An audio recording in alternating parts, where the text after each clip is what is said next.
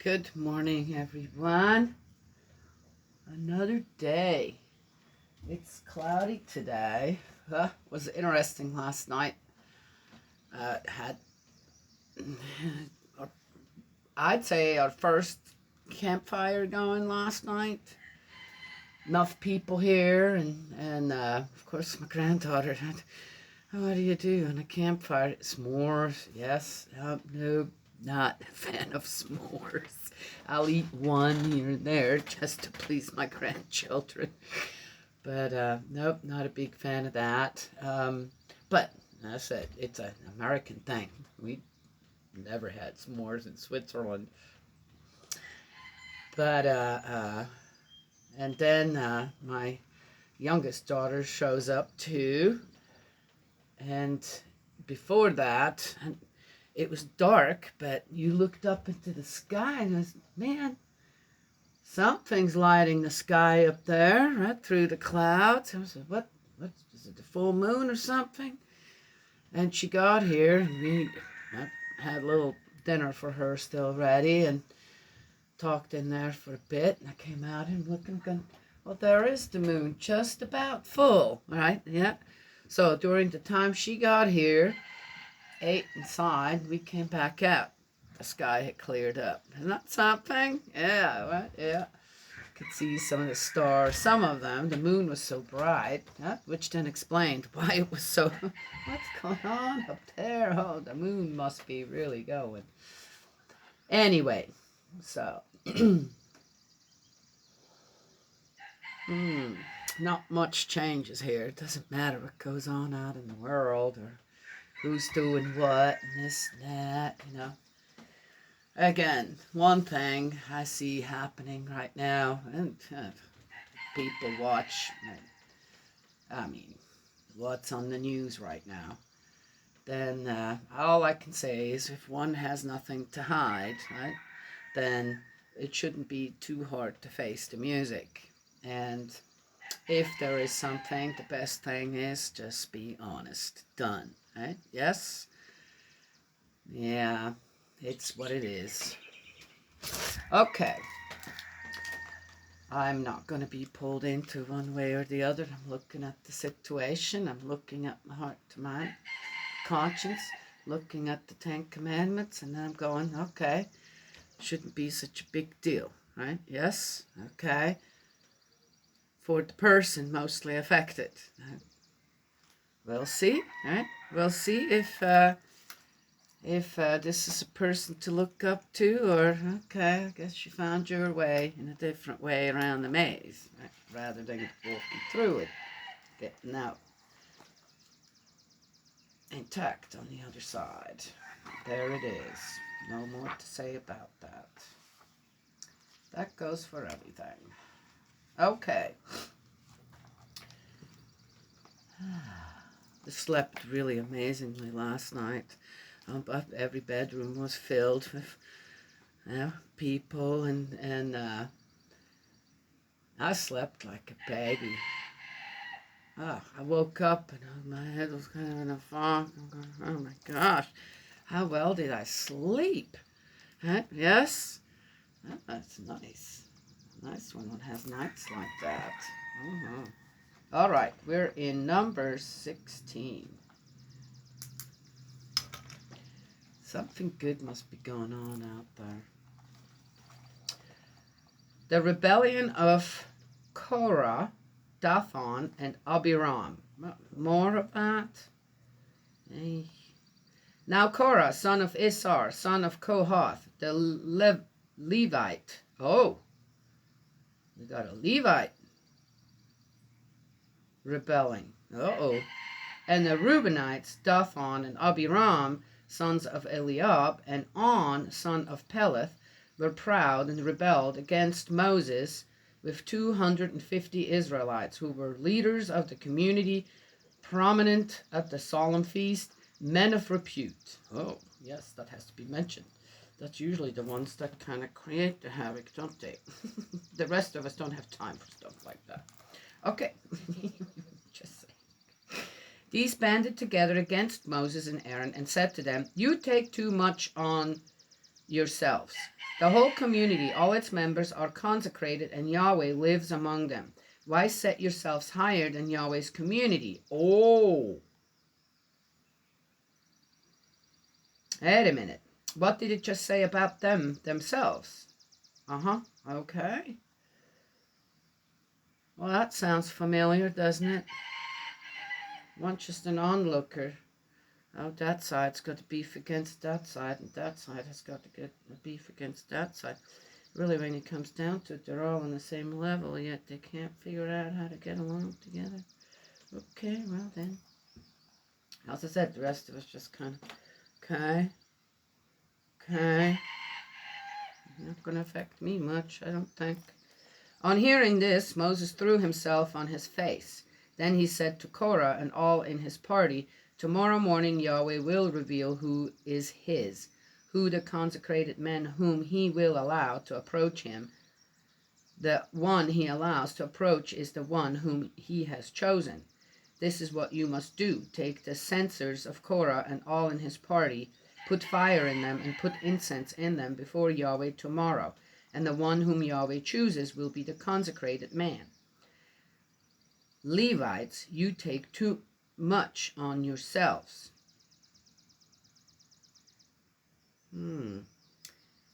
That amazes me on how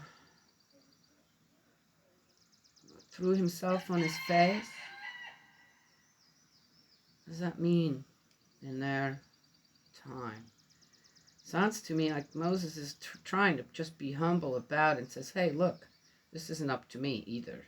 Okay, all right.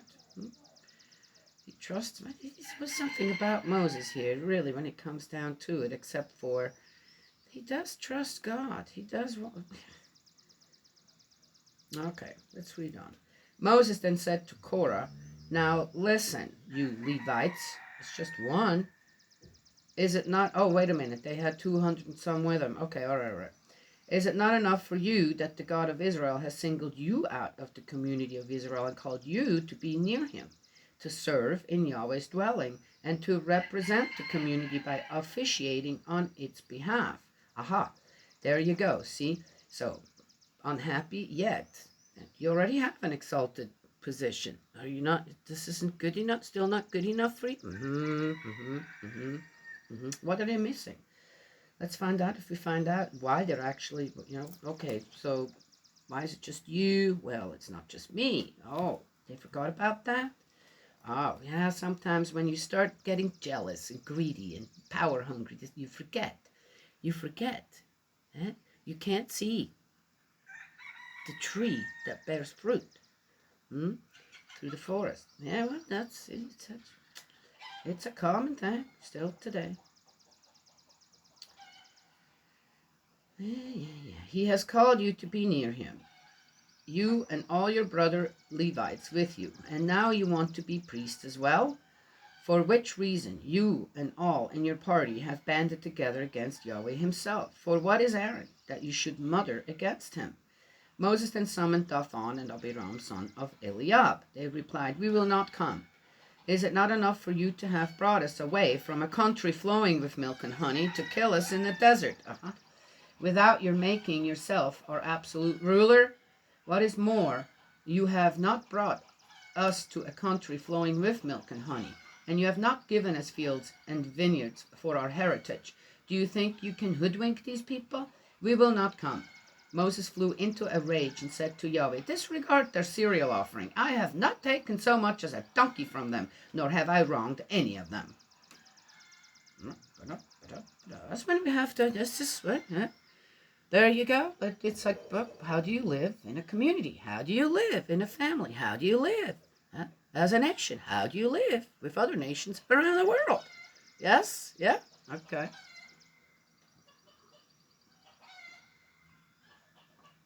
I have this kind of thing where if you have time to squabble with people, then you're not doing enough work otherwise. Yes? Yeah? Okay. Well, I don't know. I have no idea. But they're unhappy. Unhappy again. As you said. can you do? The punishment. Oh, here we go. Moses said to Korah, you and all your party come before Yahweh tomorrow, you and they and Aaron too. Each will take his censer, put incense in it, and bring his censer before Yahweh. 250 censers. You and Aaron too will each bring his censer. Each of them took his censer, put fire in it, and placed incense on it, and stood at the entrance to the tent of meeting with Moses and Aaron. Then Korah, having assembled the whole community to confront them at the entrance to the tent of meeting, the glory of Yahweh appeared to the whole community. Ooh, let's find out what happened then. I'll put my feet up. It's getting interesting here, huh? Squabble doubles. Yahweh then spoke to Moses and Aaron. He said, get away from this community. I am going to destroy them here and now. Oh. They threw themselves on their faces and cried out, oh God, God of the spirits that give life to every living thing, will you be angry with the whole community because one man has sinned?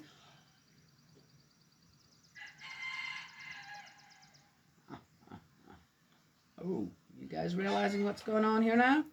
Yahweh then said to Moses, speak to the community and say, stand well clear of Korah's tent. Aha.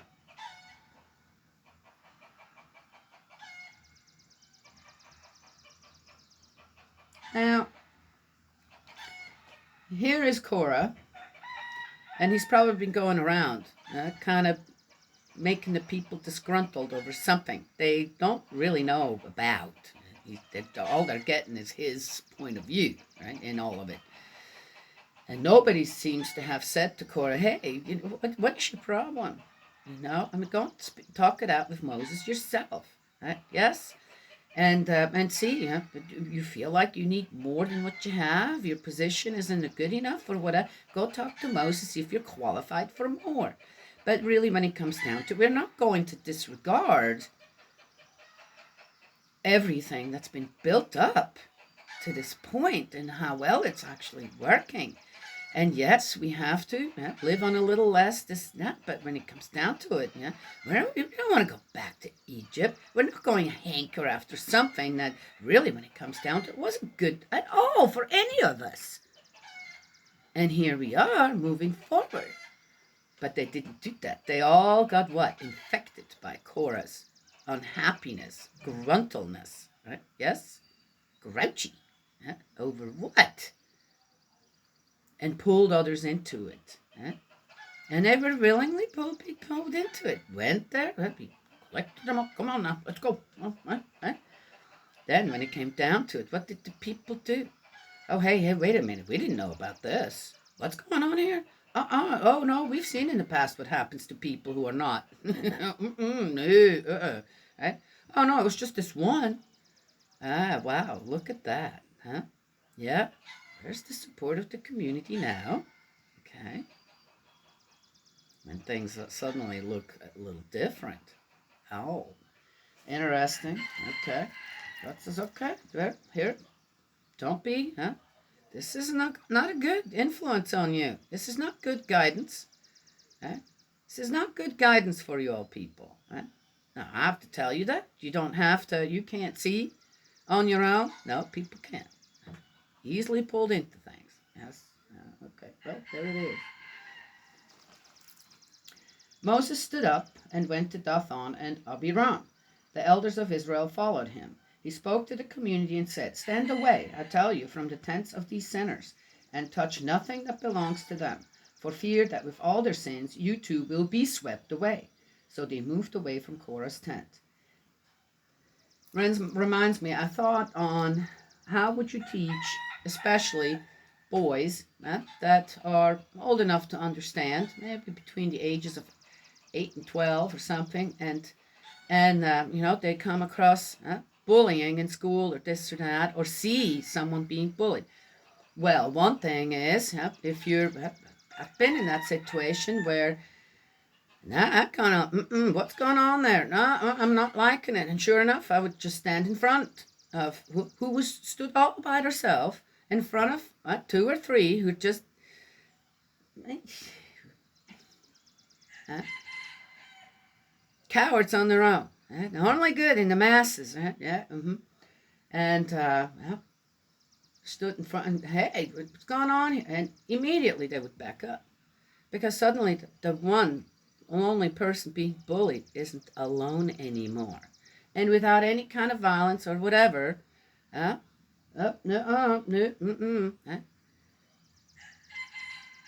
taken care of.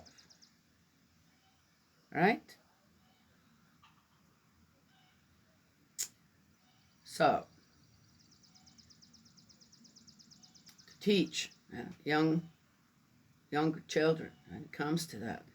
No, you don't need to go and learn how to beat up someone too, just like they do. Don't be pulled into that. Just recognize that when a person stands alone against others who are bullies, okay, I'm talking bullies now here, then if you stand with them and say, okay, well, I guess you'll have to take on two people then, right? In a way. Right? Hopefully someone else says, oh, hey, yeah, now there's three people. Like, oh, and three people, four people, two people, I don't know. As I said, you seldom find one bully on their own. They always have a little followers, a little band going already, right? Yes? There you go. If the bullies start to realize, we can't separate one person out anymore to terrorize, then maybe they can be rehabilitated too. I don't know. Anyway, but here, God says, just don't have anything to do with them. Duh. But he didn't kill him, right? Okay, just saying. It's like the guidance was, don't have anything to do with them. Not if you want to stay on the righteous path. Duh. Let them figure out what they're going to do all on their own. Just saying. Dathan and Abiram had come out and were standing in their tent doors with their wives, their sons, and their little ones. Well, see, that's the sad thing. Who else gets pulled into all this? Moses said, this is how you will know that Yahweh himself has sent me to perform all these tasks and that I am not doing them of my own accord. If these people die a natural death, such as people commonly die, then Yahweh has not sent me. But if Yahweh does something utterly new, if the earth should open its mouth and swallow them and all their, okay, well, there we go, the threats, I don't like that, their belongings, so that they go down alive to Sheol, then you will know what they held Yahweh in contempt. That they held Yahweh in contempt. The moment he finished saying all this, the ground split apart under their feet, the earth opened its mouth and swallowed them, their families, all Korah's people, and all their property. I don't believe that. They went down alive to Sheol with all their belongings. The earth closed over them, and they disappeared in the middle of the community. At their cries, all the Israelites round them took to their heels, saying, we do not want the earth to swallow us too. Fire then shot out from Yahweh and consumed the 250 men offering incense.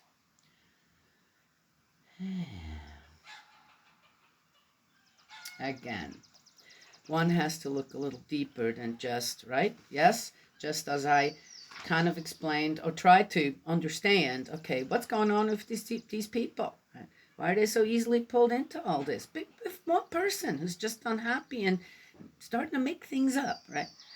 Then the guidance was stay away from these people, right? Yes? Okay, well, if death was already imminent for them, this was the end, by the way, of 16. If death was already imminent for these people, and it was going to be took care of right in front of the tent of meeting, then that guidance to the people would not have been necessary. Right? Done, suck. Okay. Next, who else wants to, right? But that's not what happened. They all ended up back in their tents. They all ended up, right? But, and then the guidance again was stay away. Don't be influenced by that. Because if you dig a little deeper into your own conscience, into your own heart and mind, then you know what they have been saying is not true. You did not come from a land of milk and honey. for you. Huh? You were what? And how did you live? What were you pulled into there? If the Israelites would have been so happy hunky-dory where they were at in Egypt, surely they would have said to Moses, "Yeah, we're not going anywhere. We're fine. We don't need to go anywhere. We got this. We got this here done." Right? But they did all leave.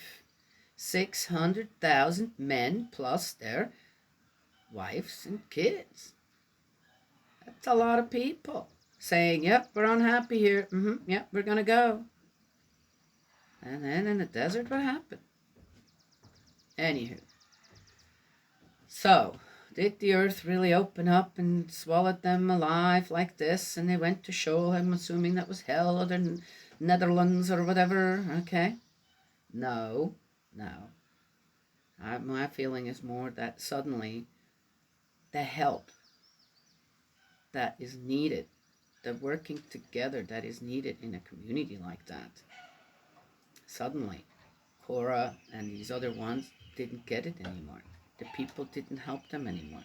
The people stayed away. And no doubt, life got really, really hard. Right? Yes? Suddenly, they became the outsiders within their midst. And they weren't hurt or anything, but it's a slow death in a way. Yes? I just watched a video where a guy went out into the wilderness for somewhere for primitive living, built everything himself. This not for 3 years, and then about 2 years ago, it was the last video was taken. 3 years, I guess, he went back into civilization or whatever, done what he wanted to do, and interesting to watch that, how he actually built everything up himself.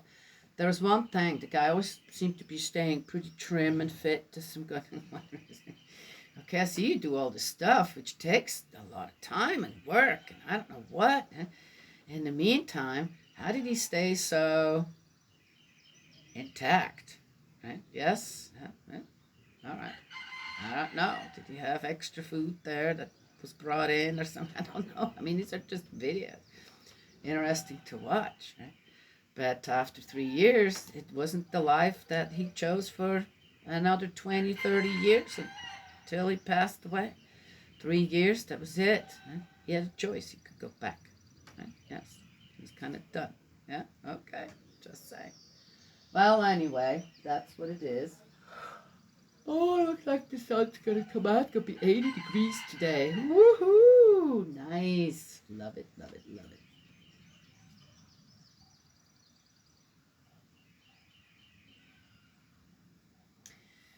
We can grow as a people, even as a person. You grow. You get older, you grow spiritually, and it's okay to make changes.